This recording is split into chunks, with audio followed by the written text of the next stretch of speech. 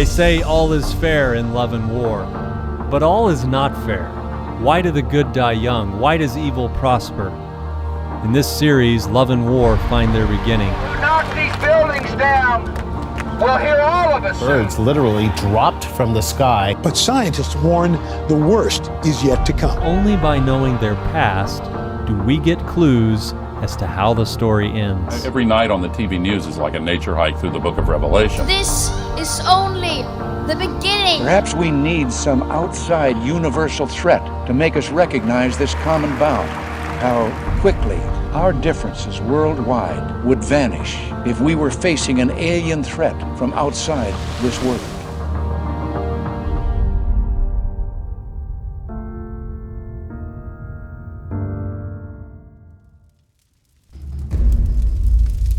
You never really get those sounds out of your mind, especially when you know what they are. Those are the sounds of our ancestors, boys, girls, moms, dads, brothers, sisters, grandparents, friends, people who stood for principle, while men under the influence of the legions carried out the most heinous acts under the agenda of Lucifer, all under the name of the Christian Church and the sign of the cross. The prophecies had said Yeshua would rise on the third day. And as was foretold, his followers found his tomb empty on that morning. He'd gone back to the capital of Janah, and everyone was celebrating as he entered. But Yeshua was preoccupied with something. He was focused. And he went straight into the temple, straight to Jah. He wanted to make sure that all had been satisfied, that the covenant was sealed with his blood, and the end of the war was no longer an if, but a when. Once he came out, he shouted a shout of victory that echoed throughout the galaxy. Many religious persons have shared parts of this story I've been sharing with you throughout the world. But most haven't shared the whole story. Many don't like this part of the story. This was a revolutionary moment.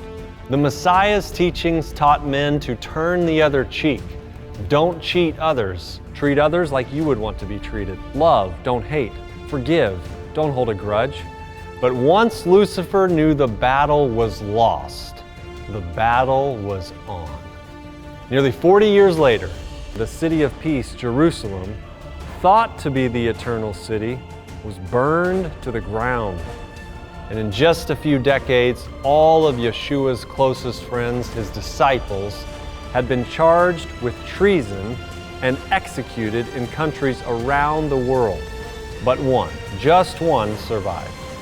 And finally, they sentenced him to an island prison in the Mediterranean on an island called Patmos.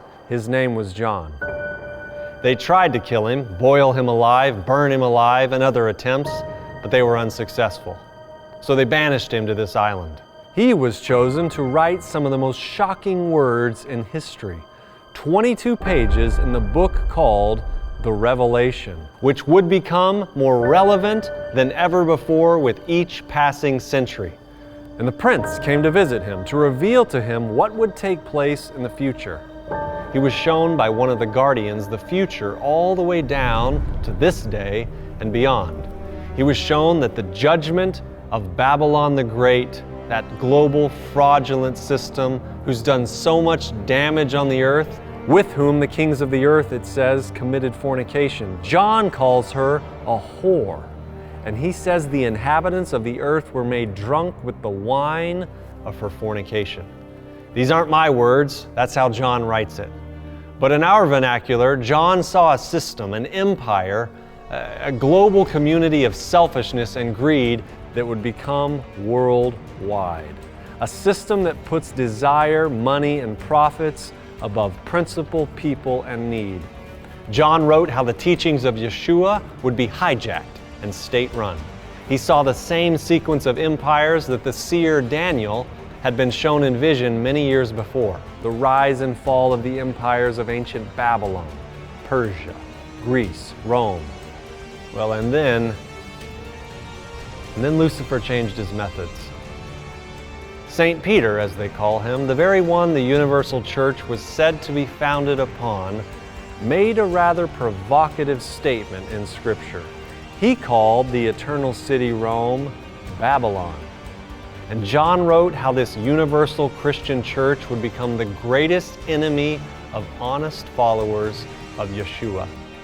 You heard me right. John wrote how the Christian church would become the greatest enemy of the followers of Jesus. Constantine sees this schism that the Christians and pagans had, and he has this epiphany, this vision in battle, and does his best to merge these two diverse belief systems. Just as Daniel had seen nearly 1,000 years before, this persecuting power, under the guise of the Christian church, this hybrid of religion and government, would begin to change laws, calendars, holidays, and holy days. But that was just the beginning. It got much worse. These followers of the carpenter of Nazareth, who wanted to keep the principles that Yeshua had taught, were persecuted and hunted like wild animals. They began to live in the mountains for fear of capture and torture. They wanted freedom of conscience at any cost, and deep down, we all desire the freedom to follow the dictates of our own conscience. The celebration of the weekly holiday of creation on the seventh day was one of their identifying marks. They were called the Waldenses, the Albigenses, the Huguenots, but they could not endure the hatred that existed in the cities of the old world. So they fled to the countryside and remote places in the mountains to try to enjoy life. They wanted to worship the Creator while the pagans enjoyed worshiping the creation. But the falling away from truth and love began the downfall of the old world. History tells us this lasted for over 1,400 years. That's why our history books refer to it as the Dark Ages. Men hated the light and did all they could to shroud everything in mystery and darkness. Under the banner of the cross, this superpower burned, tortured, and imprisoned those who didn't fall in line with the religion of the state. Babylon the Great, that power that John was warned about, ruled the world and built its empire and wealth on the backs of its poor, ignorant citizens. Take St. Peter's Basilica, one of the most beautiful structures on the earth. Do you know how it was funded and built? By salesmen on behalf of the church who would go around into cities and villages and sell certificates of indulgences. These indulgences were in essence licenses to commit any crime imaginable. They were said to forgive any sins one had committed. They also could be used to reduce the torture of loved ones in the flames of hell. But in order to make so many want to buy these, the church and its priests had to instill the fear of hell and hellfire into people, and that this torture was something to be dreaded. To any student of the words of Scripture and of Yeshua, hell is an event prepared for Lucifer and his legions, not a place where people are burning and being tortured by a God who sacrificed his own existence for them. The so-called Christian church has claimed authority which is not hers. Her priests claim the ability to forgive sin. This is what the Scriptures identify as blasphemy. The radical teaching of Yeshua was that men don't need intermediaries to access Jah. Man can speak directly to his Creator without the need of a middleman. To control people, you usually just need to put the fear into them.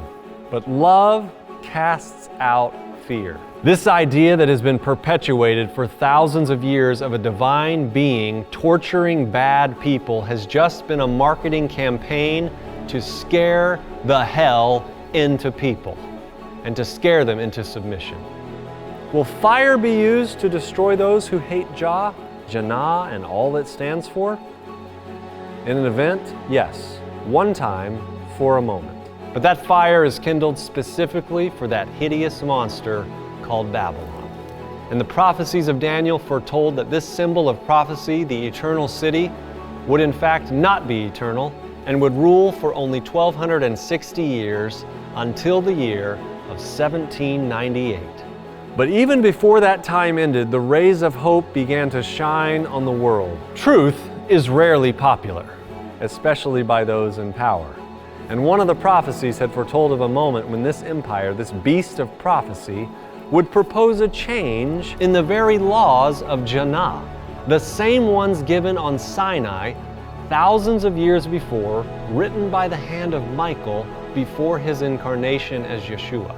Rome claimed to have authority to change these, but she was never given this power of authority.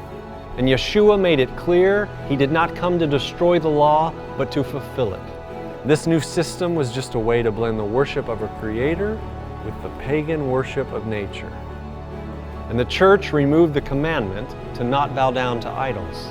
And the biggest change, she claimed, was to make the first day of the week, the weekly holiday of the empire, the day of the sun, as the day for worship, and no longer the seventh day, as it had been for millennia.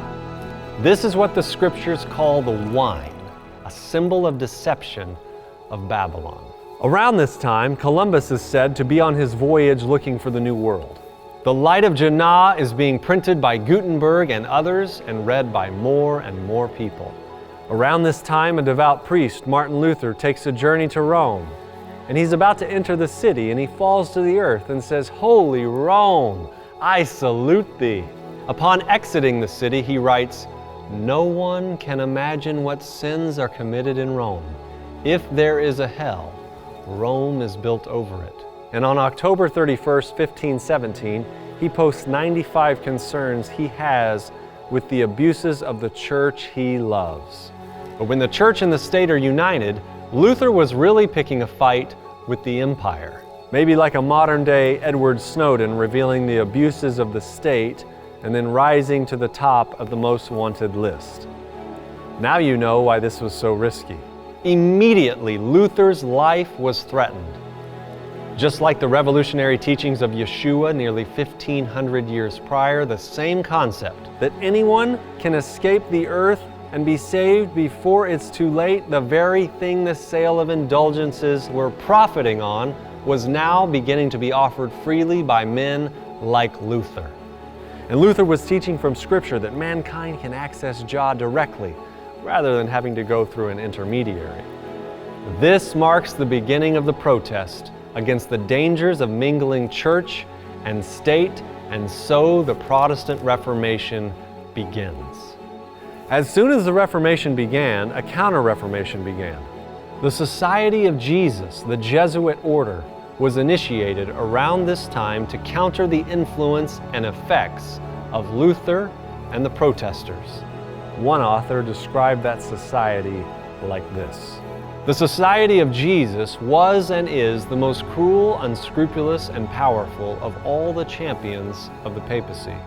To combat the Protestants, Jesuitism inspired its followers with a fanaticism that enabled them to endure like dangers, and to oppose the power of truth, all the weapons of deception. There was no crime too great for them to commit, no deception too base for them to practice, no disguise too difficult for them to assume. Vowed to perpetual poverty and humility, it was their studied aim to secure wealth and power, to be devoted to the overthrow of Protestantism and the reestablishment of the papal supremacy. It was a fundamental principle of the order that the end justifies the means, and by this code, lying, theft, perjury, assassination were not only pardonable, but commendable when they served the interests of the church. And under various disguises, the Jesuits worked their way into offices of state, climbing up to be the counselors of kings, and shaping the policy of nations. They became servants to act as spies upon their masters. They established colleges for the sons of princes and nobles and schools for the common people. And the children of Protestant parents were drawn into the observance of the rites of the universal church. But Jah would see to it that freedom of conscience would not become extinct, and the new world was the only hope.